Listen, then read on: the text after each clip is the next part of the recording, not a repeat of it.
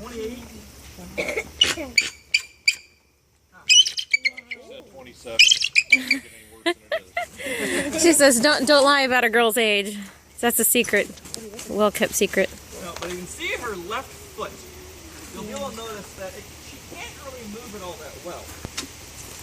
That's because Elida, when she was real young, a falconer wanted to use her for educational purposes. When they were housing her, she took her foot and threw it through the bars to grab something. We don't know what it was. When she did that, part of the wire caught her foot. And while they were fixing it, she got an infection. From that, it damaged part of her foot. No one really took anything about it. Then she went to Mizzou to help out with some interns, teach them some new things. And while she was there, she did it again. Put it through the bars, got another infection in her foot, damaged the muscle in her foot. So she no longer really has the muscle in order to grab something.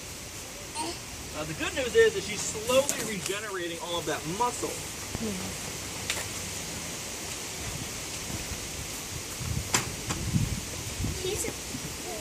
But the cackling you heard other is what a bald eagle is supposed to sound like. Old Western movies have adopted the loud scream for a bald eagle.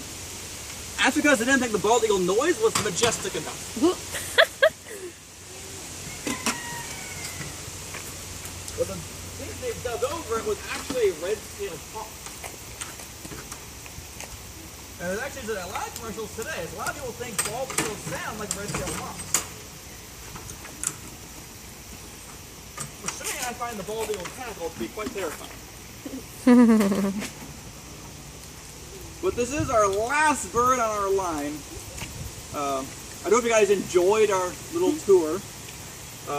Mostly me, because I haven't done this in 5 months.